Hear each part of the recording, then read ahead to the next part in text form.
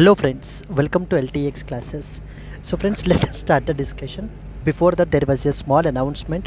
మన యొక్క flagship UPSC infinity course ఇప్పుడు మీకు live plus recorded classes available ఉంటాయి. సో దీంట్లో మనకి GS prelims plus mains cover అవుతుంది, NCERT foundation, current affairs, CSAT, prelims test series, mains answer writing ఇవన్నీ కూడా కవర్ అవుతాయండి మనకి. సో దీని యొక్క ఫీ మనం ఛార్జ్ చేసేటువంటిది 60,000 రూపీస్. సో దీన్ని మీరు ఈఎంఐ 5,000 పర్ మంత్గా కూడా మీరు పే చేసుకోవచ్చు. ఇది మీకు లైఫ్ టైం వ్యాలిడిటీ తోటి వస్తుంది. ఇక్కడ స్క్రీన్ మీద కనిపించే నెంబర్కి మీరు కాల్ చేస్తే మీకు ఏ విధమైన డౌట్స్ ఉన్నా కూడా మీరు క్లారిఫై చేసుకోవచ్చు. అండ్ అలాగే మన యొక్క యాప్ ఎల్టీఎక్స్ క్లాసెస్ని సో మీరు డౌన్లోడ్ కూడా చేసుకోండి. Yes friends, that's it. Let's start the discussion. Hello friends, welcome to 9th May daily Hindu news analysis. ఈ వీడియోలో మనము 9th మే హిందూ న్యూస్ పేపర్లో పబ్లిష్ అయిన ఇంపార్టెంట్ ఆర్టికల్స్ని డిస్కస్ చేద్దామండి. Let us start the discussion. So friends, before that మనకి ఒకవేళ మీకు ఈ క్లాస్కి సంబంధించిన పీడిఎఫ్ కావాలి అని అనుకుంటే కనుక మన యొక్క ఐఏఎస్ ఎల్టీఎక్స్ ఐఏఎస్ టెలిగ్రామ్ ఛానల్లో మీకు అవైలబుల్ ఉంటుంది. అక్కడి నుంచి మీరు డౌన్లోడ్ చేసుకోవచ్చు. You can scan it here. So similarly మనకి ఏంటంటే there was a new announcement. Senior aspirants గురించి integrated test series plus mentorship for UPSC మనం అయితే కనుక లాంచ్ చేసాము. ఇది ఎక్స్క్లూజివ్లీ ఫర్ సీనియర్ ఆస్పిరెంట్స్, అంటే ఎవరిదైతే కోచింగ్ అయిపోయి ఉంటుందో నెక్స్ట్ సెట్ ఆఫ్ ప్రిపరేషన్లో ఉంటారో అలాంటి వాళ్ళ గురించి. ఇక్కడ మీకు prelims test series, mains answer writing, mains test series and personal mentorship by Suresh sir మీకు ప్రొవైడ్ చేయబడడం జరుగుతుంది. దీనికి మనం ఛార్జ్ చేసేటువంటి ఫీ వచ్చేసి 50,000 రూపీస్, ఈఎంఐ 5,000 రూపీస్ పర్ మంత్గా కూడా మీరు పే చేసుకోవచ్చు. లైఫ్ టైం వ్యాలిడిటీ తోటి వస్తుంది. ఇక్కడ స్క్రీన్ మీద కనిపించే నెంబర్కి మీరు కాల్ చేస్తే మీకు ఏ విధమైన డౌట్స్ ఉన్నా కూడా మీరు క్లారిఫై చేసుకోవచ్చు అండి.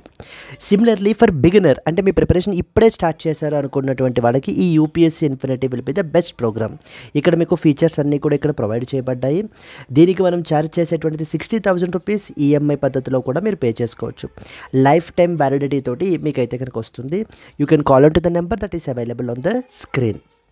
నౌ సో ఫ్రెండ్స్, చాలా ఎడిషన్స్ ఉంటాయండి. వాటిల్లో మనకి ఏంటంటే Delhi edition of the Hindu news paper నుంచి మనం ఆర్టికల్స్ని పిక్ చేసుకుని ఇక్కడ డిస్కస్ చేస్తున్నాము.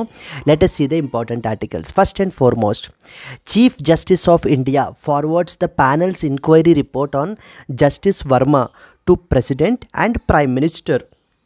The first important article మనం చూస్తాము. Second one, if Rohingyas are foreign, central government can deport them, says Supreme Court. We will see this. OTTs were asked to remove the content from that of the Pakistan related మనకి వాళ్ళ దగ్గర నుంచి ఉన్నటువంటి movies కానీ songs కానీ ఏవైనా కూడా వాటన్నిటిని రిమూవ్ చేయమని చెప్పేసి ఒక అడ్వైజరీ అయితే కనుక ఇష్యూ చేశారండి. Then next one, PIB press information bureau flags the false claims, urges the social media users to be cautious. So దీని గురించి మనం మాట్లాడుకుంటాము. India records 21 lakh additional deaths in 2021 says RGI reports. We will see this thing. No country will be allowed to use the Sri Lankan territory against another. అంటూ మనకి ఏంటంటే కనుక శ్రీలంక తన యొక్క స్టాండ్ని మనకి ఏంటి అని అంటే కనుక మీద ఒక స్టేట్మెంట్ అయితే కనుక ఇచ్చిందండి. We will see that. Then next one, Center unveils draft climate taxonomy document to aid the clean energy investment. ఒక ఇంపార్టెంట్ డాక్యుమెంట్ మనకి ఏంటంటే కనుక సెంట్రల్ గవర్నమెంట్ రీసెంట్గా రిలీజ్ చేశారు. దాని గురించి we will look into. And then so these are the articles which we will cover in the present Hindu news analysis. ఇక ఇక్కడ నుంచి ఉన్నటువంటి articles, for example snow leopard, Persian Gulf versus Arabian Gulf, IMDEX Asia 2025, SCALP missile, Jenu Kuruba tribe, ఇవన్నీ కూడా మనం ఏంటంటే daily live current affairs క్లాస్లో మనం కవర్ చేస్తాము. It is part of our paid course, that is the ultimate current affairs course for UPSC. ఇక్కడ మీకు daily live class ఉంటుంది, ప్లస్ PDF ప్రొవైడ్ చేయబడడం జరుగుతుంది.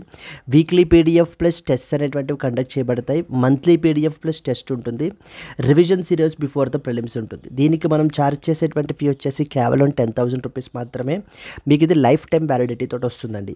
ఇక్కడ మనము మామూలుగా ఈ వీడియోలో Hindu news paper related articles cover చేస్తున్నాం కదా. ఇక్కడ other websites like Press information Bureau, Down to Earth, Indian Express, వీటి నుంచి మనం ఆర్టికల్స్ని పిక్ చేసుకుని మనం డిస్కస్ చేస్తాం. So that your preparation will be the కాంప్రిహెన్సివ్గా మీకు అవ్వడానికి. Yes, let us start the first and foremost article. Chief Justice of India forwards the panel's inquiry report on Justice Verma to the President and as well as Prime Minister. So context తీసుకుంటే మనకి అసలు ఏంటి అనేటువంటిది చూస్తే ఇక్కడ so మామూలుగా అయితే కనుక ఇప్పుడు ఒక హ్యూమన్ బాడీకి ఏ విధంగా మనకి ఆర్గాన్స్ ఉంటాయో మన యొక్క గవర్నమెంట్కి కూడా అదే విధంగా మనకి 3 ఆర్గాన్స్ ఉంటాయండి మనకి. So the government have 3 organs. So ఏవేంటి అవి మనకి? మొదటిది వచ్చేసి ఎగ్జిక్యూటివ్, రెండవది వచ్చేసి లెజిస్లేచర్ అండ్ మూడవది వచ్చేసి జ్యుడిషియరీ. అంతే కదా, ఈ 3 ఆర్గాన్స్ మనకైతే కనుక ఉన్నాయి. ఇప్పుడు మిగతా ఆర్గాన్స్ వద్దు, ఎగ్జిక్యూటివ్ లెజిస్లేచర్ ఇప్పుడు వద్దు, ఇంకా జ్యుడిషియరీ గురించి మనం మాట్లాడుకుందాం. సో జ్యుడిషియరీ మన కంట్రీలో ఇంటిగ్రేటెడ్ జ్యుడిషియరీ మనం ఫాలో అవుతాం. So at the highest level we have the supreme court ఉంటుంది, అండ్ దెన్ ద నెక్స్ట్ వచ్చేసి లోవర్ లెవెల్లో హై కోర్ట్స్ ఉంటాయి, అండ్ ఇంకా ఆ కిందన మనకి ఏంటి అని అంటే కనుక లోవర్ జ్యుడిషియరీ మనకైతే కనుక ఉంటుంది. ఏం చేస్తాయి ఈ సుప్రీంకోర్టులు కానీ హైకోర్టులు కానీ? ఏం చేస్తాయి? వీళ్ళకంటూ కొన్ని రెస్పాన్సిబిలిటీస్ ఉన్నాయి. ఫర్ ఎగ్జాంపుల్, సో సుప్రీంకోర్టు మీరు తీసుకున్నారనుకోండి, to protect the Constitution of India, మన యొక్క రాజ్యాంగాన్ని కాపాడాల్సినటువంటి బాధ్యత మనకి సుప్రీంకోర్ట్ ఆఫ్ ఇండియా మీదన అండ్ ఈవెన్ హైకోర్ట్స్ మీద కూడా మనకైతే ఉంటుంది.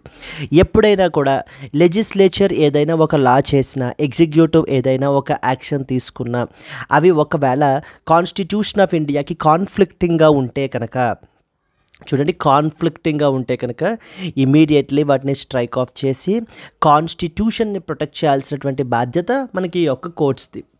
రెండవది, to protect the fundamental rights of the people, fundamental rights of the citizens protect చేయాల్సిన బాధ్యత కూడా ఈ కోర్ట్స్ మీదే ఉంటుంది. ఎలాగా? ఫర్ ఎగ్జాంపుల్, ఎప్పుడైనా మనకి ఏంటంటే ఎవరిదైనా ఒక ఫండమెంటల్ రైట్ వైలేట్ అయితే కనుక ఆర్టికల్ నెంబర్ 32 ఉపయోగించి సుప్రీంకోర్టులో కేసు ఫైల్ చేయొచ్చు. This is related to supreme Court. And article number 226 ఉపయోగించి హైకోర్టులో మనకి ఏంటంటే కేసు అనేటువంటిది ఫైల్ చేయొచ్చు.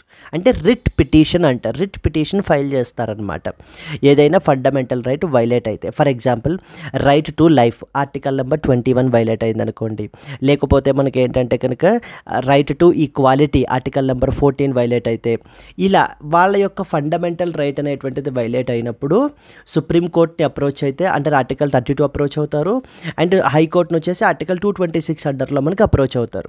ఇలా అప్రోచ్ అయినప్పుడు ఎవరైతే అగ్రీవ్డ్ పర్సన్ ఉంటారో వాళ్ళ యొక్క రైట్స్ని రీస్టోర్ చేయాల్సినటువంటి రెస్పాన్సిబిలిటీ ఆ కోర్ట్స్ మీద మనకైతే కనుక ఉంటుందన్నమాట. That is Supreme Court and high court.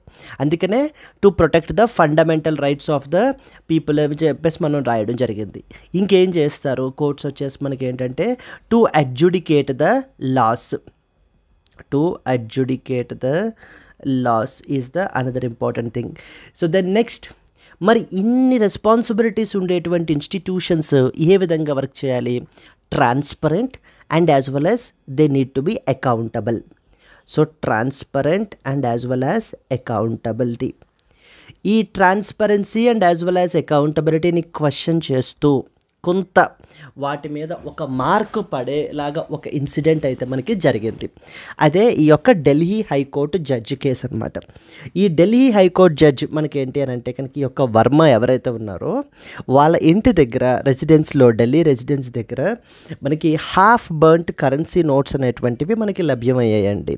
అంటే సగం కాలిపోయినటువంటి నోట్ల కట్లో లభ్యమయ్యాయి అనమాట. ఆ తర్వాత మనకి ఏంటంటే ఆ యొక్క ఢిల్లీ హైకోర్టు జడ్జి మీద మనకి ఏం చేశారు, ఇంక్వైరీ అనేటువంటిది వేశారు. ఓకే, ఇంక్వైరీ అనేటువంటిది వేయబడడం జరిగింది. ఆ యొక్క ఇంక్వైరీ రిపోర్ట్ అంటే 3 మెంబర్ ఇంక్వైరీ కమిటీ అనేటువంటిది వేశారు. ఆ 3 మెంబర్ ఇంక్వైరీ కమిటీ అనేటువంటి దానిని ఇప్పుడు మనకి ఎవరికి సబ్మిట్ చేస్తున్నారు? Chief Justice of India, President and as well as Prime మినిస్టర్కి సబ్మిట్ చేస్తున్నారు. ఎందుకని 2014లో సుప్రీంకోర్టుకి సంబంధించి ఒక ఇంపార్టెంట్ జడ్జిమెంట్ అయితే వచ్చింది. సో దానికి సంబంధించి మనకి ఏంటంటే ఫర్ ఎగ్జాంపుల్ ద జడ్జిమెంట్ పేరు వచ్చేసి additional district and sessions judge versus registrar general high court of Madhya Pradesh అంటూ మనకి ఏంటంటే ఒక ఇంపార్టెంట్ జడ్జిమెంట్ 2014లో వచ్చింది. ఆ జడ్జిమెంట్ ప్రకారం ఏంటంటే ఇలా ఏదైతే ఈ ఎంక్వైరీ కమిటీ కన్స్టిట్యూట్ చేసిన రిపోర్ట్ ఉంటుందో దానిని President and as well as Prime మినిస్టర్కి, అంటే నథింగ్ బట్ ఎగ్జిక్యూటివ్కి మనకి ట్రాన్స్ఫర్ చేయాలి. ఇక్కడ అనుకున్నాం కదా, ఇది జ్యుడిషియరీ, ఇదేమో another executive.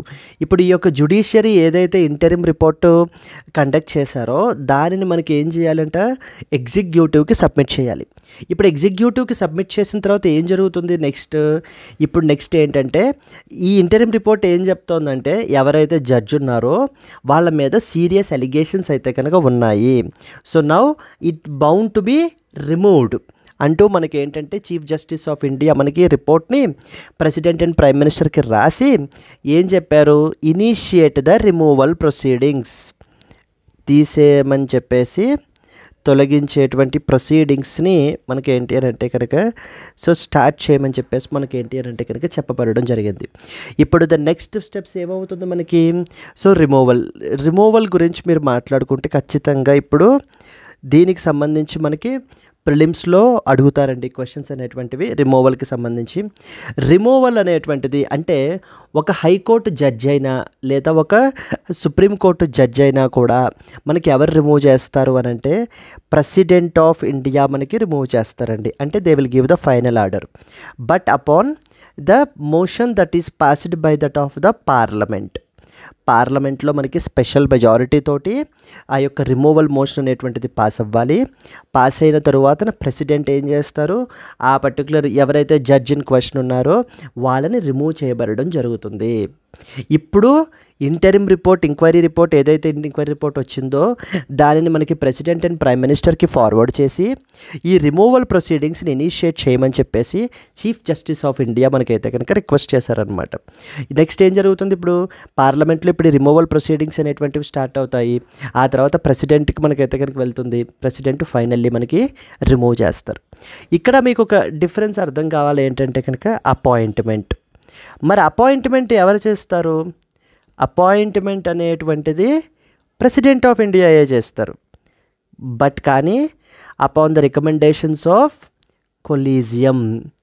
So the collegium system, collegium మనకి ఏంటంటే రికమెండ్ చేస్తుందండి. కొలీజియం రికమెండ్ చేస్తే అప్పుడు మనకి ఏంటంటే కనుక ప్రెసిడెంట్ ఆఫ్ ఇండియా ఆ పర్టికులర్ జడ్జెస్ని ఎవరినైతే రికమెండ్ చేశారో వాళ్ళని అపాయింట్ చేస్తారు. ఇక్కడ ఇంకొక డిఫరెన్స్ కూడా మీకు అర్థం కావాలి ఏంటంటే సుప్రీంకోర్టు జడ్జెస్ని కానీ హైకోర్టు జడ్జెస్ని కానీ ఇద్దరికీ వర్తిస్తుందన్నమాట. Supreme Court judges or High Court judges ఇద్దరిని మనకి ప్రెసిడెంట్ ఆఫ్ ఇండియాయే రిమూవ్ చేస్తారు, అపాయింట్ చేస్తారు. అండ్ అలాగే ఇద్దరిని మనకి ప్రెసిడెంట్ ఆఫ్ ఇండియాయే రిమూవ్ చేస్తారు. అగైన్ ఇక్కడ పార్లమెంటే రోల్ ప్లే చేస్తుంది అంతే తప్ప అపాయింట్మెంట్లో గవర్నర్ లేకపోతేనేమో రిమూవల్లో మనకి ఏంటంటే కనుక ఆర్ లెజిస్లేటివ్ అసెంబ్లీ వీళ్ళు రోల్ అనేటువంటిది మెయిన్ రోల్ అనేది ప్లే చేయరు. మెయిన్ రోల్ ఇక్కడ అపాయింట్మెంట్ విషయంలో collegium system will recommend to President, removal విషయంలో Parliament will recommend to that of the President for both Supreme Court and as well as the High Court judges. Then next వచ్చేసి grounds విషయానికి వస్తే మనకి grounds పరిస్థితి ఎలా ఉంది అని చూసుకుంటే కనుక దెర్ ఆర్ ఓన్లీ 2 గ్రౌండ్స్ అండి. మొదటిది మిస్బిహేవియర్ అంటారు, మిస్బిహేవియర్, అండ్ రెండవది వచ్చేసి ఇన్కెపాసిటీ. ఈ 2 గ్రౌండ్స్ మీద మాత్రమే అంటే ఏదో ఒక రీజన్ మీద మాత్రం మనం ఏంటంటే కనుక ఆ యొక్క పర్టికులర్ పర్సన్ని జడ్జ్ ఇన్ క్వశ్చన్ని మనం అయితే కనుక రిమూవ్ చేయొచ్చు. ఇక కాన్స్టిట్యూషనల్ ప్రొవిజన్స్కి మనకి వెళ్తే అంటే ఏ ప్రొవిజన్స్ ద్వారా మనకి అయితే ఇంట్రడ్యూస్ చేయబడ్డాయి అంటే ప్రొవైడ్ చేయబడ్డాయి అంటే article number 217 of the Constitution of India. ఇది దేని గురించి మాట్లాడుతుంది, ఇది removal of the high court judge గురించి, రిమూవల్ ఆఫ్ హైకోర్టు జడ్జి గురించి దీంట్లో మనకి మెన్షన్ చేశారు. దెన్ మరి సుప్రీంకోర్టు పరిస్థితి ఏంటి, article number 124 of the Constitution of India, removal of the Supreme Court judge గురించి మనకి మెన్షన్ చేయబడడం జరిగింది, removal of Supreme Court judge. State level exams రాసేటువంటి వాళ్ళకి ఖచ్చితంగా ఈ యొక్క ఆర్టికల్స్ మీద క్వశ్చన్స్ అయితే కంపల్సరీ అడుగుతారండి. అక్కడ మీరు article number 217 and article number 124 of the constitution మనం గుర్తుపెట్టుకోవాలి. నెక్స్ట్ వచ్చేసి గ్రౌండ్స్ పరిస్థితి ఏంటి అనేది గుర్తుపెట్టుకోవాలి. అపాయింట్మెంట్ ఎవరు చేస్తారు, నెక్స్ట్ రిమూవల్ అనేటువంటిది ఎవరు చేస్తారు అనేటువంటిది గుర్తుపెట్టుకోవాలి. దెన్ నెక్స్ట్ వచ్చేసి రీసెంట్గా ఈ యొక్క 3 మెంబర్ ఎంక్వైరీ కమిటీ సబ్మిట్ చేసిన రిపోర్టు సిజేఐకి సబ్మిట్ చేస్తే సిజేఐ దాన్ని ఇప్పుడు President and as well as Prime మినిస్టర్కి మనకి సబ్మిట్ చేస్తారనమాట. నౌ ఈ యొక్క ఇన్సిడెంట్ తర్వాతన జ్యుడిషియరీ మీదన, కోర్ట్స్ మీదన ప్రజలలో ఒక రకమైనటువంటి అంటే ఒక రకమైన అనుమానం అనమాట, సస్పిషన్ అనేటువంటిది మొదలైంది. అంటే రిమైనింగ్ జడ్జెస్ కూడా అలాగే ఉన్నారా అంటూ మనకి ఏంటి అని అంటే కనుక ఒక రకమైనటువంటిది మొదలైంది. అందుకని సుప్రీంకోర్ట్ ఆఫ్ ఇండియా ప్రజలలో ఆ యొక్క పబ్లిక్ ట్రస్ట్ని మరలా రీగెయిన్ చేయడం గురించి, సో జడ్జెస్ ఆఫ్ సుప్రీంకోర్ట్ అందరూ కూడా వాళ్ళ యొక్క అసెట్స్ అన్నిటినీ కూడా మనకి ఏంటంటే సుప్రీంకోర్టు వెబ్సైట్లో మనకి పొందుపరుస్తున్నారండి. అంటే వాళ్ళ యొక్క అసెట్స్, వాళ్ళ దగ్గర అసెట్స్ ఏమేమి ఉన్నాయి, వాళ్ళ యొక్క లోన్స్ ఏమేమి ఉన్నాయి, నెక్స్ట్ వచ్చేసి వాళ్ళ దగ్గర జ్యువెలరీ ఎంత ఉంది, మొత్తం అన్నిటినీ కూడా ఇప్పుడు ఏంటంటే పబ్లిక్ డొమైన్లో ఉంచుతున్నారు. Basically to show that so how transparent the system is. ఎవరో ఒకళ్ళు చేశారని చెప్పేసి ఎంటైర్ సిస్టమ్ని అనడం అనేటువంటిది తప్పు. సో కాబట్టి పబ్లిక్ యొక్క ట్రస్ట్ సుప్రీంకోర్టు కానీ హైకోర్ట్స్ కానీ అంతే ట్రాన్స్పరెంట్గా వర్క్ చేస్తున్నాయి. సో పీపుల్ యొక్క నమ్మకం ఏ విధంగా ఉందో దానిని ఇదిగానే వర్క్ చేస్తున్నాయి అంటూ మనకి తెలియజేయడం గురించి, ఆ యొక్క ట్రాన్స్పరెన్సీ అండ్ అకౌంటబిలిటీ పెంచడం గురించి మనకి ఏంటంటే వాళ్ళ యొక్క అసెట్స్ అన్నీ కూడా మనకి డిక్లేర్ చేస్తున్నారు. అదొకటైతే ఇంకొకటి ఏంటంటే మరలా ఎన్జేఏసీ అనేటువంటిది రావాలేమో. ఎందుకంటే చాలామంది ఈ ఏదైతే ఉందో ఈ కొలీజియం సిస్టమ్ ఉంది కదా, ఇక్కడ ఈ కొలీజియం సిస్టమ్ని క్వశ్చన్ చేస్తున్నారనమాట. కొలీజియం సిస్టమ్ అనేటువంటిది మనకి ఏంటంటే అంత ట్రాన్స్పరెంట్గా లేదు. ఎందుకంటే జడ్జెస్ అపాయింటింగ్ జడ్జెస్ అనే క్వశ్చనే మనకైతే కనుక ఉంది. ఇక్కడ కొలీజియం సిస్టంలో ఎవరు ఉంటారు? కొలీజియం సిస్టంలో చీఫ్ జస్టిస్ ఆఫ్ ఇండియా ఉంటారు, ప్లస్ 4 సీనియర్ మోస్ట్ జడ్జెస్ ఉంటారు కదా. సో సీనియర్ మోస్ట్ జడ్జెస్ ఉంటారు. ఇప్పుడు ఈ ఓన్లీ జడ్జెస్ అపాయింటింగ్ జడ్జెస్ అంటే జడ్జిలను ఆ జడ్జిలే అపాయింట్ చేసుకుంటున్నారు. ప్రాపర్ ఎలిజిబిలిటీ క్రైటీరియా లేదు. అంటే ఒక పర్టికులర్ జడ్జి యొక్క నేమ్ని ఎందుకు రికమెండ్ చేస్తున్నారు, ఎందుకు రిజెక్ట్ చేస్తున్నారు అనడానికి ఒక ఆబ్జెక్టివ్ క్రైటీరియా, ప్రాపర్ క్రైటీరియా అనేటువంటిది లేదు అంటూ, కాబట్టి ఏంటంటే కొలీజియం సిస్టమ్ని చేంజ్ చేయాలి అంటూ మళ్ళీ ఏంటంటే ఈ ఎన్జేఏసీ గురించి ఏమైనా అది రావాల్సిన పరిస్థితులు ఉన్నాయా అంటూ కూడా మనకి క్వశ్చన్ చేస్తున్నారు. ఎన్జేఏసీ అనేటువంటి దాన్ని అంటే నేషనల్ జ్యుడిషియల్ అపాయింట్మెంట్స్ కమిషన్ అని అర్థం. ఇది మనకి 2014లో దీనిని తీసుకొచ్చారనమాట. 2014లో దీన్ని తీసుకొచ్చారు. ఎలాగా 99th కాన్స్టిట్యూషనల్ అమెండ్మెంట్ యాక్ట్ ద్వారా మనకి దీనిని కాన్స్టిట్యూషన్లో కూడా మనం ఏంటంటే యాడ్ చేయబడడం జరిగింది. కానీ 2015లో సుప్రీంకోర్టు ఏం చేసింది, ఈ 99th కాన్స్టిట్యూషనల్ అమెండ్మెంట్ని స్ట్రైక్ ఆఫ్ చేసేసారు. సో ఎందుకని, ఈ ఎన్జేఏసీ అనేటువంటిది ఇండిపెండెన్స్ ఆఫ్ ద జ్యుడిషియరీని దెబ్బతీస్తుంది అని చెప్పి కొలీజియం సిస్టమ్నే మరలా వెనక్కి తీసుకొచ్చారు. మళ్ళీ చెప్తున్నాను చూడండి, 2014లో కొలీజియం సిస్టమ్ని తీసేసి ఎన్జేఏసీ అనేటువంటి సిస్టమ్ని తీసుకుని వద్దాము అని చెప్పి తీసుకుని వచ్చారనమాట. దాని ఒక కాన్స్టిట్యూషనల్ అమెండ్మెంట్ కూడా చేశారు, 99th కాన్స్టిట్యూషనల్ అమెండ్మెంట్. కానీ ఈ ఎన్జేఏసీని మనకి ఛాలెంజ్ చేశారు సుప్రీంకోర్టులో. అప్పుడు 2015లో సుప్రీంకోర్టు ఏం చేసిందంటే ఈ 99th కాన్స్టిట్యూషనల్ అమెండ్మెంట్ని మనకి స్ట్రైక్ ఆఫ్ చేసేసింది. ఇదే మొన్న 2023 యూపీఎస్సీ ప్రిలిమ్స్లో కూడా మనకి క్వశ్చన్ అయితే కనుక అడగడం జరిగిందండి. Please be very clear. ఇప్పుడు అప్కమింగ్ మనకి ఇప్పుడు మేలో 2025 ఎగ్జామ్ రాసేటువంటి వాళ్ళు ఈ వీటన్నిటి మీద బాగా చూసుకోండి. ఖచ్చితంగా వీటి మీద క్వశ్చన్స్ అయితే కనుక మనం ఎక్స్పెక్ట్ చేయొచ్చు. Yes, so this is the overall thing. అంటే ఏంటంటే రిమూవల్ ప్రొసీడింగ్స్ ఏంటి, రిమూవల్ పరిస్థితి ఏంటి, మరలా సుప్రీంకోర్టు దీన్ని ఇది చేయడం గురించి ఏం ఇష్యూస్ మరలా తిరుగుతున్నాయి, సర్క్యులేట్ అవుతున్నాయి, లేకపోతే డిబేట్స్ జరుగుతున్నాయి అనేటువంటిది మనకైతే కనుక తెలియాలి. Clear? Now let us discuss the important points that we have read up till now. CJI forwards the panel's inquiry report on Justice Verma to President and as well as Prime Minister. మీకు ఇది GS paper 2 polity and as well as governance అండర్లోకి వస్తుందండి. ఇంకా స్పెసిఫిక్గా structure, organisation and functioning of judiciary and issues related to accountability and as well as transparency మీదన అనే topic మీద మనం దీనిని స్టడీ చేయాలి. అయితే ఇక్కడ మనకి ఏంటంటే ఓన్లీ సుప్రీంకోర్టు లేదా హైకోర్ట్సే కాదండి, ఇంకా పబ్లిక్ ఇన్స్టిట్యూషన్స్ అన్నీ కూడా అంతే అకౌంటబుల్, అంతే ట్రాన్స్పరెంట్గా మనకి వర్క్ చేయాలి. For example we have controller and as well as auditor general అంటారు, అదొక బాడీ. నెక్స్ట్ వచ్చేసి ఎలక్షన్ కమిషన్ ఆఫ్ ఇండియా ఉంది, ఇదొక body. Union public service commission, ఇదొక బాడీ. ఈ బాడీస్ అన్నీ కూడా పబ్లిక్ ఇన్స్టిట్యూషన్స్ అన్నీ కూడా మనకి అంతే ట్రాన్స్పరెంట్ వేలో మనకైతే కనుక వర్క్ చేయాలి, వర్క్ చేస్తున్నాయి కూడా మనకి. Clear. Now moving forward, Chief Justice of India Sanjeev Khanna has forwarded an in-house committee report to the President and Prime Minister regarding the alleged misconduct by Justice Yashwant Verma after burnt currency notes were found at his official residence. ఇక్కడ ఇంకొక point చూడండి. Chief Justice of India Sanjiv Khanna, మనకి Chief Justice of India Sanjiv Khanna ఇప్పుడు మేలో మనకి retire అయిపోతున్నారండి. 52nd Chief Justice of India మనకైతే కనుక వస్తున్నారు. So please comment who is going to be the 52nd Chief జస్టిస్గా మనకి ఎవరిని అపాయింట్ చేశారు. ఎందుకంటే ఇక్కడ appointment of Chief Justice of India అనేటువంటిది కూడా ఒక ఇంపార్టెంట్ టాపిక్ అవుతుంది మనకి ఎగ్జామ్ పర్స్పెక్టివ్లో అడగడానికి క్వశ్చన్ అనేటువంటిది. ఎందుకంటే ఈ చేంజ్ అనేటువంటిది జరిగింది కాబట్టి please try to comment. So moving forward, the in-house enquiry committee ఒకటి కన్స్టిట్యూట్ చేశారు, ఒక 3 member కమిటీ. ఆ 3 member కమిటీ ఇష్యూ అంతటిని ఇన్వెస్టిగేట్ చేసి కంప్లీట్గా మనకి ఏంటంటే కనుక రిపోర్ట్ అనేటువంటి దాన్ని సబ్మిట్ చేశారు. సో ఆ ఇన్సిడెంట్ జరిగిన తర్వాత ఇమీడియట్గా మనం ఆ జడ్జిని ఏం చేశారు అని అంటే, ఈ was transfer to that of Allahabad high court after this particular incident. మరలా అలహాబాద్ హైకోర్టుకి మనకి ట్రాన్స్ఫర్ చేసేయబడడం జరిగింది.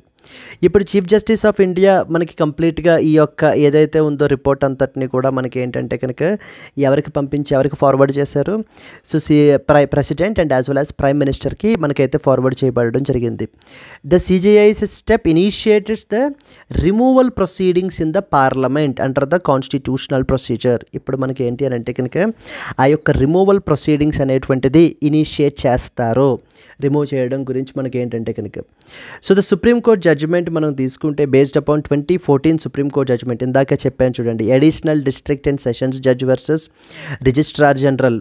So the CJI must convey to the executive that allegations are serious enough to justify the removal. అంటే ఈ యొక్క ఇంటరిమ్ రిపోర్టు, ఆ యొక్క ఇంటరిమ్ రిపోర్ట్కి సంబంధించినటువంటి ఫైండింగ్స్ ఇదంతా కూడా ఎవరికి కన్వే చేయాలి? సో ద టాప్ ఎగ్జిక్యూటివ్కి, that is President and Prime మినిస్టర్కి మనకైతే కనుక కన్వే చేయాలి.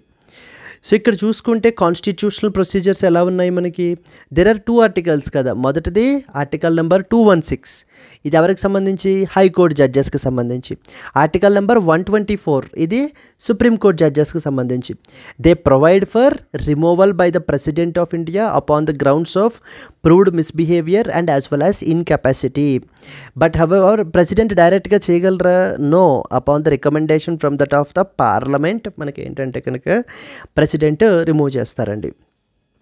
అండ్ ఈ యొక్క పార్లమెంట్ రిమూవ్ చేయాలంటే ఒక జడ్జిని, దానికి మనకు కావాల్సింది ఏంటంటే కనుక స్పెషల్ మెజారిటీ అనేటువంటిది కావాలి. So different types of majorities అనేటువంటివి ఉంటాయి. సో దాంట్లో స్పెషల్ మెజారిటీ అనేటువంటిది కావాలి, where majority of the total membership and 2/3 of the members present in voting అయితే కనుక మనకి ఉండాలన్నమాట. దెన్ నెక్స్ట్ వచ్చేసి ఏంటంటే, these are the important things. Discuss the constitutional safeguards and procedures involved in the removal of a high court judge in India. So దాన్ని ఇమీడియట్గా మరి removal procedure అనేటువంటిది ఇనిషియేట్ అవుతుంది కాబట్టి ఖచ్చితంగా you can expect a mains question in these lines. And అలాగే how do the recent events highlight the importance of judicial accountability, so అనేటువంటి దాన్ని అడ్రస్ చేయమని చెప్పేసి మనకి అడిగే అవకాశాలు మనకు ఉన్నాయండి. Moving forward, under which article of the Constitution of India can a High Court judge be removed from that of the office? Article 124, Article 217, Article 226 and Article 142. Yes, what was the answer? That is article number 217 deals with that of the మనకి ఏంటంటే కనుక removal procedure with respect to that of the high court judge అండి. మరి 124 ఎవరికి సంబంధించింది? 124 సుప్రీంకోర్టుకి సంబంధించింది. మరి ఇక్కడ ఉంది చూడండి ఆర్టికల్ 226, ఇది దేనికి సంబంధించింది? సో దేనికి సంబంధించింది అంటే కనుక ఈ యొక్క ఆర్టికల్ 226 ద్వారా ఎవరైనా ఒక సిటిజన్ ఆఫ్ అవర్ కంట్రీ తన యొక్క ఫండమెంటల్ రైట్ వైలేట్ అయ్యింది అని అంటే కనుక హైకోర్టుకి ఈ యొక్క ఆర్టికల్ 226 అండర్లో మనకైతే కనుక వెళ్ళొచ్చు. కాబట్టి ఆర్టికల్ 226 కూడా మీకు తెలియాలి. అండ్ ఫైనల్లీ ఇక్కడ ఉంది చూడండి, that is the most important article, that is article 142. 142 ఏం చేస్తుంది మనకి? 142 ఏం చేస్తుందంటే it gives unlimited power to the supreme Court. దేని గురించి? టు డూ కంప్లీట్ జస్టిస్ చేయడానికి అన్లిమిటెడ్ పవర్ని మనకి Constitution of India Supreme Court మీదన కన్ఫర్ చేయబడడం జరిగింది. That is given under article number 142. Very very powerful అండి. దెన్ ఇక్కడ మనకి అదే క్వశ్చన్ అడుగుతారు చూడండి. Consider the following statements about article number 142 of the Constitution of India అని చెప్పించి both Supreme Court and High Courts have this power to do complete justice అంటూ ఉంటారు. Please be very clear, High కోర్ట్స్కి లేదు ఈ power, only supreme కోర్టుకి మాత్రమే మనకైతే కనుక ఉంది. దీనికి సంబంధించి ఏంటంటే ఒక పిటిషన్ కూడా వేశారనమాట. ఏమని, ఆర్టికల్ నెంబర్ 142 పవరు మాకు కూడా హైకోర్ట్స్కి కూడా ఇవ్వండి, ఎందుకంటే కంప్లీట్ జస్టిస్ చేయడానికి అని చెప్పేసి సుప్రీంకోర్టులో పిటిషన్ వేస్తే సుప్రీంకోర్టు ఏమందంటే, వెళ్ళి మీరు పార్లమెంట్ని అడగండి, కాన్స్టిట్యూషన్ని అమెండ్ చేయమని చెప్పండి, అమెండ్ చేసి అప్పుడు హైకోర్టుకు కూడా పవర్ తీసుకోండి, అంతే తప్ప ఈ 142 నుంచి పవర్ అనేటువంటిది హైకోర్ట్స్కి రాదు, ఓన్లీ అది సుప్రీంకోర్టుకి మాత్రమే అని చెప్పి మనకి చెప్పడం జరిగింది. దెన్ చాలామంది 142ను కూడా క్రిటిసైజ్ చేస్తున్నారనమాట. For example most notable figure ఎవరు, Vice President of India. Article number 142ని మనకి ఏంటంటే ఒక న్యూక్లియర్ మిసైల్ లాగా, సో విచ్చలవిడిగా ప్రతి దానికి కూడా మనకి ఏంటంటే కనుక సుప్రీంకోర్టు ఉపయోగించేస్తోంది అంటూ మనకి ఏంటంటే కనుక చాలా రిమార్క్స్ కూడా మనకి చేయబడడం జరిగాయి. ఇవన్నీ న్యూస్లో ఉన్నాయి. సో కంపల్సరీలీ మనకి తెలియాలి, ఆర్టికల్ 142 గురించి తెలియాలి. మరి మన యొక్క ఫండమెంటల్ రైట్స్ని ప్రొటెక్ట్ చేసుకోవాలంటే ఆర్టికల్ 226 తెలియాలి. ఇప్పుడు మరి హైకోర్టు జడ్జి రిమూవ్ చేయాలి కదా, సో 217 తెలియాలి. సుప్రీంకోర్టు జడ్జి విషయంలో అయితే 124 తెలియాలి. అన్నీ ఇంపార్టెంటే అండి మనకి. I hope you understood. You can read the explanation. This is what is the first important article. Moving on to the second important article. If Rohingyas are foreign, central government can deport them, says the Supreme Court of India. So supreme court of India మనకి ఏంటంటే కనుక రీసెంట్గా Rohingya refugee crisis గురించి, ఈ story అంతా కూడా మనకి ఎవరి గురించి, Rohingya refugee crisis. Rohingya refugee crisis. So 2017-2018లో అడిగారు ఈ క్వశ్చన్ మనకి. Rohingyas are often seen recently in the news, they are associated with అని చెప్పేసి మనకు అడుగుతారు. వీళ్ళు మనకి మయన్మార్కి సంబంధించినటువంటి పీపుల్ అండి. మనకి ఈ యొక్క రోహింగ్యాస్ అనేటువంటి రెఫ్యూజీస్ మన యొక్క నైబరింగ్ కంట్రీ అయినటువంటి మయన్మార్కి సంబంధించినటువంటి వ్యక్తులు. వీళ్ళు పర్టికులర్లీ రఖైన్ అనేటువంటి స్టేట్ ఉంది మనకి మయన్మార్లో, అక్కడ మనకి నివసిస్తూ ఉంటారు. కానీ ఈ రోహింగ్యాస్కి మనకి ఆ దేశమే వీళ్ళకి కన్ఫర్ చేయలేదన్నమాట, సిటిజన్షిప్ అనేది కన్ఫర్ చేయలేదు. దేవర్ బీయింగ్ పర్సిక్యూటెడ్, వీళ్ళని మనకి ఏంటి అని అంటే కనుక చంపేస్తున్నారనమాట అక్కడ. అందుకని వాళ్ళు ఏం చేస్తున్నారు, వాళ్ళ యొక్క ప్రాణాలు అరిచేతుల్లో పెట్టుకుని నైబరింగ్ కంట్రీస్ అయినటువంటి ఇండియా, నెక్స్ట్ వచ్చేసి బంగ్లాదేశ్కి పారిపోతున్నారు. India and as well as బంగ్లాదేశ్కి. ఫర్ ఎగ్జాంపుల్ బంగ్లాదేశ్లో one of the important refugee camp that is Cox's Bazar అని చెప్పేసి మనకు ఉంటుంది. అక్కడ చాలామంది రోహింగ్యా రెఫ్యూజీస్ ఉన్నారు. ఈవెన్ మన కంట్రీలో కూడా అరౌండ్ 40,000 రెఫ్యూజీస్ రోహింగ్యాస్ మన దేశంలో కూడా మనకైతే కనుక ఉన్నారండి. ఇండియన్ గవర్నమెంట్ వీళ్ళందరినీ ఐడెంటిఫై చేసి మరలా తిరిగి వాళ్ళ యొక్క కంట్రీ అయినటువంటి మయన్మార్కి పంపించేస్తోంది. ఇక్కడ దీనికి సంబంధించి సుప్రీంకోర్టులో మనకైతే కనుక పిటిషన్ వేశారు.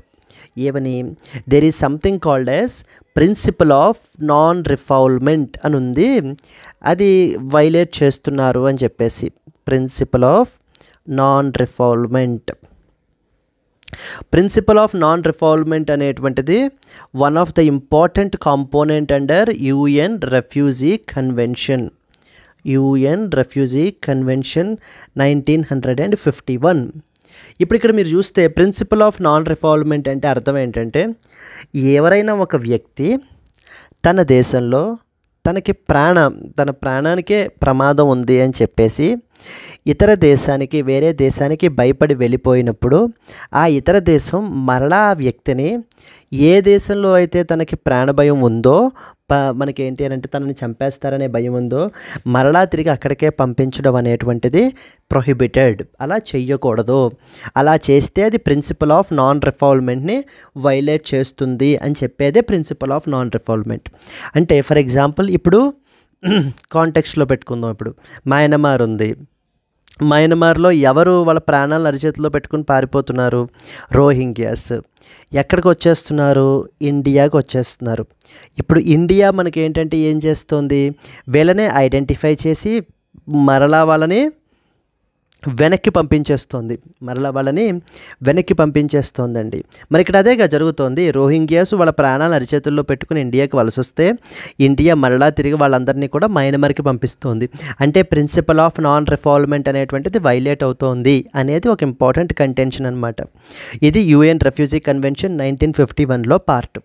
మనం ఏమంటామంటే మనము ఈ యొక్క United Nations refugee convention 1951 India sign చేయలేదు. చాలా జాగ్రత్తగా గుర్తుపెట్టుకోండి. India is not a signatory. మనం ఏంటంటే ఈ కన్వెన్షన్ని మనం సైన్ చేయలేదన్నమాట. ఆ తర్వాత సబ్సిక్వెంట్ ప్రోటోకాల్ కూడా ఉంది, అది కూడా మనం ఏమీ సైన్ చేయలేదు. So here if you understand, మనం ఎందుకంటే బికాస్ మన యొక్క నేషనల్ సెక్యూరిటీ మనకి, ఎందుకంటే మన నైబరింగ్ కంట్రీస్ థ్రెట్స్ మనకు ఉన్నాయి, and even we are witnessing the same threat as well. Already attacks కూడా మనకైతే జరుగుతున్నాయి. Recent Pahalgam terror attack is best example మనకి. సో అందుకని ఈ రెఫ్యూజీస్ కూడా మనకి ఏంటంటే కనుక ఈ పాకిస్తాన్ నుంచి కానీ చైనా నుంచి కానీ పీపుల్ రెఫ్యూజీస్ అనేటువంటి ముసుగు పెట్టి మన దేశంలోకి వచ్చేస్తారు. కాబట్టి మనం ఇలా వీళ్ళని అలౌ చేయకూడదు అంటూ మనం ఏం చేస్తున్నాము అని అంటే కనుక రెఫ్యూజీ కన్వెన్షన్ని మనం సైన్ చేయలేదు. మనం ఏమంటాము? India is not a signatory to refugee convention, కాబట్టి మాకు ప్రిన్సిపల్ ఆఫ్ నాన్ రిఫాల్వ్మెంట్ అనేటువంటిది వర్తించదు అని చెప్పేసి మనం చెప్తుంటామండి. అదొక పాయింట్. ఇంకొక పాయింట్ ఏంటంటే article number 14 of the constitution, article number 19 of the constitution, article number 21 of the constitution. ఇవి మీరు చూసినట్లయితే కనుక ఇవి వైలేట్ అవుతున్నాయి అంటారు వీళ్ళు. ఈ రోహింగ్యా రెఫ్యూజీస్ ఏమంటున్నారంటే article number 14 of the constitution and article number 21 of the constitution violate అవుతోంది.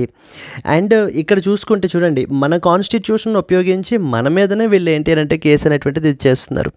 ఇక్కడ మీరు చూసుకుంటే మన కాన్స్టిట్యూషన్ ఆఫ్ ఇండియా అనేటువంటిది ఎంత గొప్పది అంటే కనుక ఫండమెంటల్ రైట్స్ అనేటువంటి వాటిని కేవలం ఇండియన్ సిటిజన్స్కి మాత్రమే కాకుండా ఫారినర్స్కి కూడా మనం ఏంటంటే కొన్ని రైట్స్ని కన్ఫర్ చేశాము. సో ఫర్ ఎగ్జాంపుల్ మీరు చూసుకుంటే article number 15, article number 16, article number 19, 29 and as well as 30.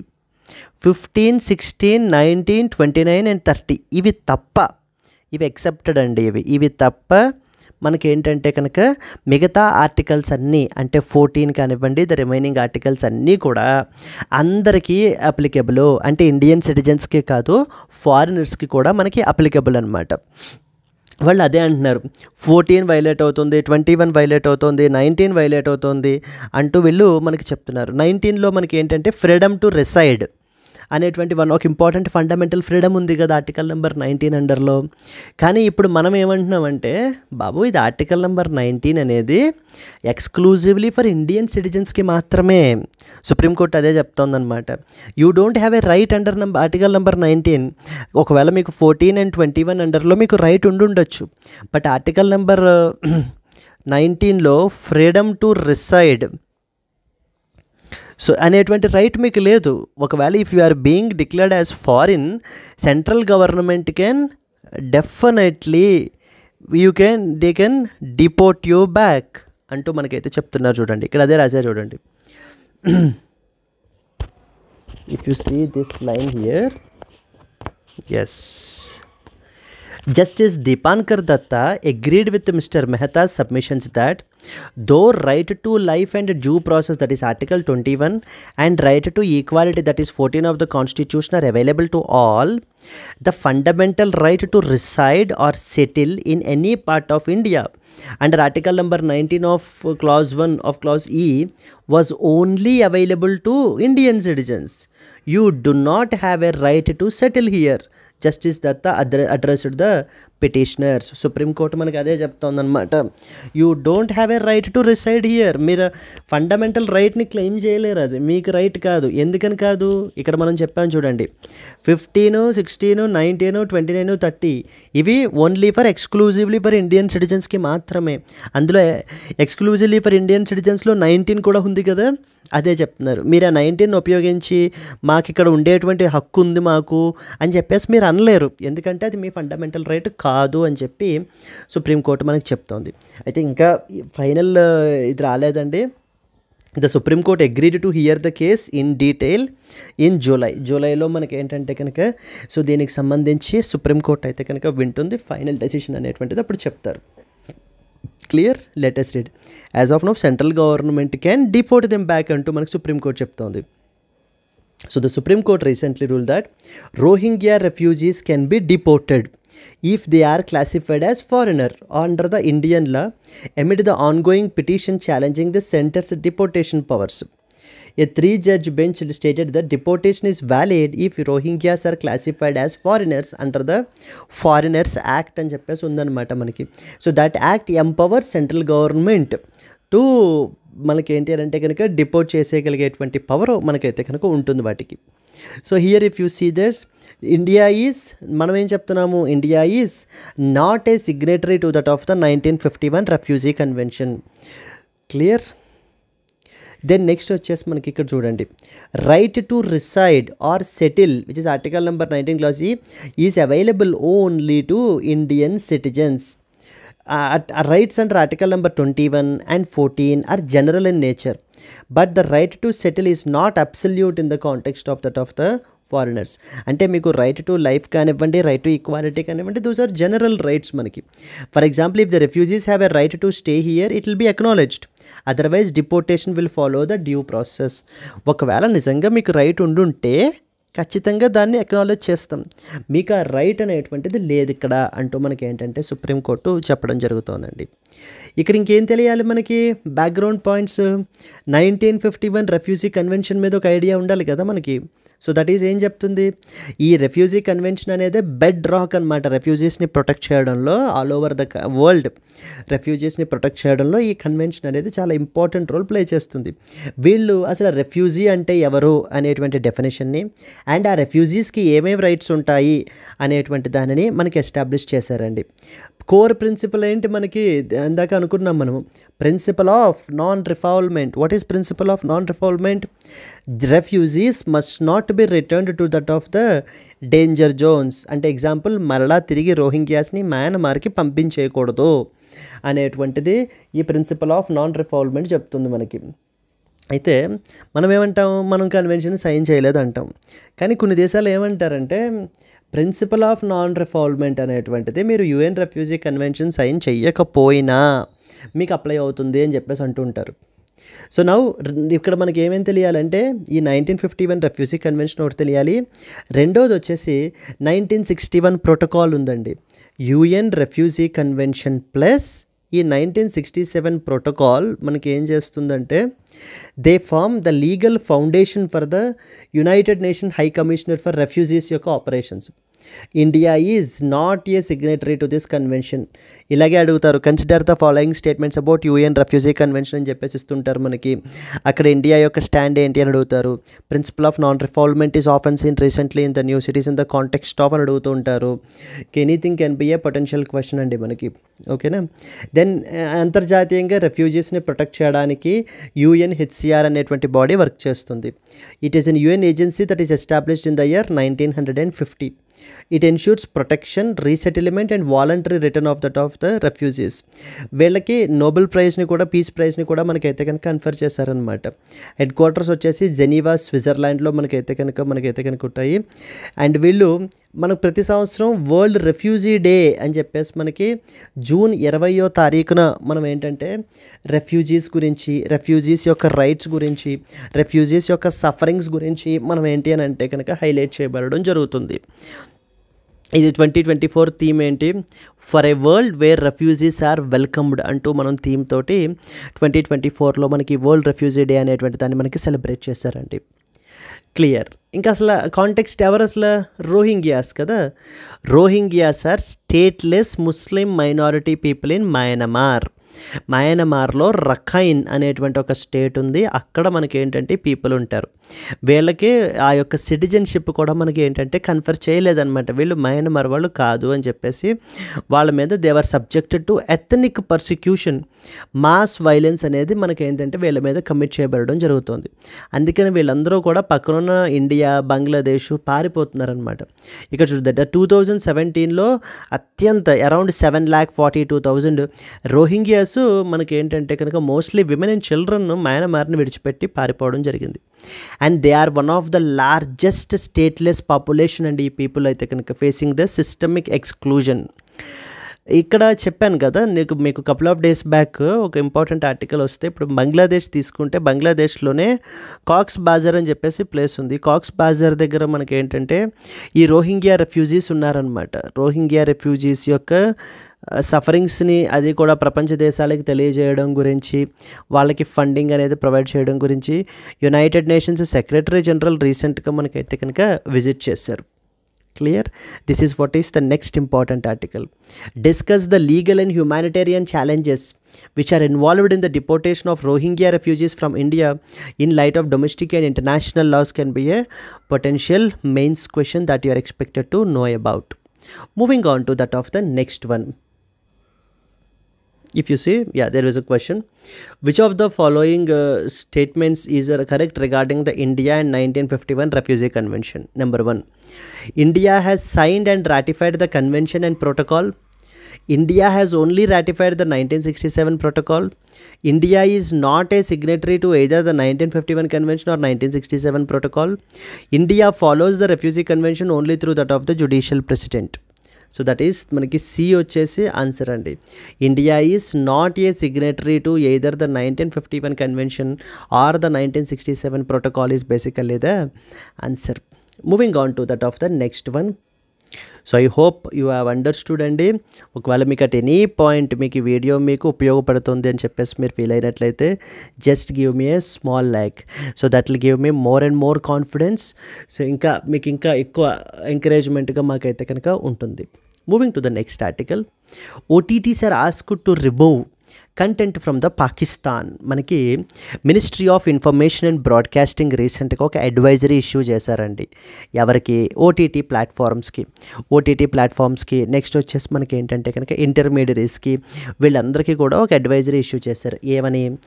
Pakistan originated content ఏదైతే ఉందో, అంటే all the content which is of Pakistan origin, that can be anything. Like for example it can be మనకి ఏంటంటే అవి web series అవ్వచ్చు, లేకపోతే films, songs, మొత్తం అన్నిటినీ కూడా విత్ ఇమీడియట్ ఎఫెక్ట్ డిస్కంటిన్యూ చేయాలి. అంటే వాటిల్ని ఇంక షో చూపించకూడదు అనమాట అని చెప్పేసి మనకి ఏంటి అని అంటే కనుక ఈ యొక్క అడ్వైజరీ అనేటువంటిది ఇష్యూ చేయబడడం అయితే కనుక జరిగింది. క్లియర్? ఇది ఈ యొక్క ఆర్టికల్కి సంబంధించి మనకి main important point. Let us read some important points. The Ministry of Information and Broadcasting recently issued an advisory directing all OTT platforms and digital media services to stop streaming the Pakistani origin content in India. So citing the national security కన్సర్న్స్ని మనం అయితే కనుక దృష్టిలో పెట్టుకుని, so mislead చేసేటువంటి అవకాశాలు చాలా ఎక్కువ ఉన్నాయి, చేస్తున్నారు కూడా. కాబట్టి మొత్తం అంతటినీ web series, films, songs, podcast మొత్తం అంతటినీ డిస్కంటిన్యూ చేసేయాలి అని చెప్పేసి మనకి ఏంటంటే ఈ యొక్క అడ్వైజరీ అనేది ఇష్యూ చేయబడడం జరిగింది.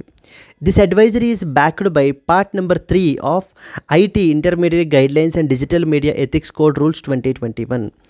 These rules lay down a code of ethics for publishers of online curated content. 2021లో ఒక ఇంపార్టెంట్ గైడ్లైన్స్కి సంబంధించి మనకి తీసుకుని వచ్చారండి. దాని పేరు ఈ యొక్క IT information technology intermediate guidelines and digital media ethics code అని చెప్పేసి మనకి తీసుకుని రావడం అయితే జరిగింది. అండ్ ఇక్కడ మరొక ఇది న్యూస్లో ఉంది. ఏంటది? Something called as safe harbour principle అనేటువంటిది కూడా మనకి న్యూస్లో ఉంది. ఇలాగే అడుగుతారు ఇది కూడా. Safe harbour principle is often seen recently in the news, it is associated with అని అడుగుతూ ఉంటారు. సేఫ్ హార్బర్ ప్రిన్సిపల్ అనేది ఐటీ యాక్ట్కి సంబంధించిందండి. ఇందాక మీకు ఇప్పుడు సేఫ్ హార్బర్ ప్రిన్సిపల్ గురించి మాట్లాడాం. ఇందాక ఏం చెప్పాము? ప్రిన్సిపల్ ఆఫ్ నాన్ రిఫాల్వ్మెంట్ గురించి చెప్పాం. ఇది కూడా అడుగుతారు. ప్రిన్సిపల్ ఆఫ్ నాన్ రిఫాల్వ్మెంట్ ఇది దేనికి సంబంధించింది? రెఫ్యూజీస్కి సంబంధించింది. రెఫ్యూజీ కన్వెన్షన్కి సంబంధించినటువంటిది principle of non refoulement, safe harbour principle, ఇవన్నీ కూడా చాలా ఇంపార్టెంట్ అండి ఎగ్జామ్ పర్స్పెక్టివ్లో. అంటే ప్రిలిమ్స్లో స్ట్రైట్గా మనకి ఏంటంటే ఇచ్చేస్తారనమాట, ఇవి ఏ యాక్ట్కి సంబంధించిన రీసెంట్గా న్యూస్లో ఉన్నాయి అని చెప్పేసి. How do government advisories to digital platforms and content regulation intersect with freedom of expression and national security? See, because here there are two things. One is national security and the other is freedom of expression. So మనకి ఏంటి అని అంటే కనుక ఈ రెండు బ్యాలెన్సింగ్గా మనకైతే కనుక ఉండాలి. Moving on to that of the next important article. PIB flags the false claims, urged the social media users to be cautious. So press information బ్యూరోలో there is something called as FCU అని ఉంటుంది. FCU అంటే అర్థం ఏంటంటే fact check unit. ఈ fact check unit అనేటువంటి body మనకి ఏం చేస్తుందంటే సోషల్ మీడియాలో లేదా ఇంటర్నెట్లో ది గవర్నమెంట్కి వ్యతిరేకంగా కానీ ఏదైనా కూడా మిస్లీడింగ్ పోస్ట్స్ కానీ రీల్స్ కానీ లేకపోతే మనకి ఏంటంటే వీడియోస్ కానీ ఏవైనా కూడా సర్క్యులేట్ చేస్తూ ఉంటే వాటిని ఇమీడియట్గా అలర్ట్ చేసి ఆ కన్సర్న్డ్ అథారిటీస్కి మనకైతే కనుక పంపిస్తూ ఉంటుందండి. ఇప్పుడు పహల్గామ్ టెర్రర్ అటాక్ తర్వాత మన యొక్క ఆపరేషన్ సింధూర్ తర్వాత ఇంకా పాకిస్తాన్ మనకి ఏంటంటే కనుక ఈ మిస్ఇన్ఫర్మేషన్ ప్రాపగాండా మనకి మొదలుపెట్టిందనమాట. ఈ మిస్ఇన్ఫర్మేషన్ ప్రాపగాండాలో అంటే డిఫరెంట్ ఫేక్ థింగ్స్ మనకి ఏంటి అని అంటే కనుక ఇది చేయబడడం జరిగింది. సో రీసెంట్గా చూడండి, the fact check unit of press information bureau cautioned against the Pakistan sponsored propaganda on social media and urged the people to scrutinize the information. ఒకవేళ మీరు ఏదైనా మీకు ఇలా ఈ కంటెంట్ అనేటువంటిది మీకు మిస్లీడింగ్ కంటెంట్ అనేటువంటిది మీకు ఇది వచ్చినట్టుంటే particularly with respect to armed forces or any information related to the ongoing situation report it to the PIB fact చెక్కి మనకి ఏంటి అని అంటే కనుక రిపోర్ట్ చేయమని చెప్పేసి మొత్తం అందరు యూజర్స్కి కూడా మనకి ఏంటి అని అంటే కనుక చెప్తున్నారనమాట. వీళ్ళు రకరకాల ఈ మనకి ఏంటంటే న్యూస్ ఐటమ్స్, ఫేక్ న్యూస్ ఐటమ్స్ని సర్క్యులేట్ చేయడం జరుగుతుంది. For example one such thing మనకి ఏంటి అని అంటే కనుక ఇక్కడ చూడండి, several Pakistan based handles were circulating an old image claiming that a Pakistani missile had hit an Indian S-400. The image being shared is from 2023 of a fire at a military site in that of the మాస్కోలో జరిగినటువంటి అంటే ఒక military సైట్కి సంబంధించినటువంటి ఫైర్ని incident ఆ ఇమేజ్ని తీసుకుని Pakistani missile మన యొక్క ఇండియా యొక్క S-400 సిస్టమ్ని డిఫెన్స్ సిస్టమ్ని మనకి ఏంటి అని అంటే కనుక హిట్ చేసినట్టుగా మనకి ఏంటి అని అంటే కనుక ఆ ఇమేజెస్ని సర్క్యులేట్ చేయడం జరుగుతోంది అంటూ మనకి చెప్తున్నారు.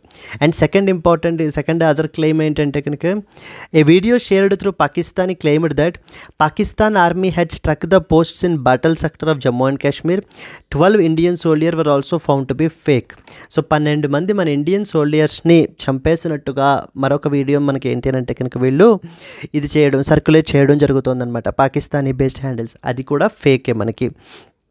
అండ్ ఇంకొకటి ఏంటి అని అంటే కనుక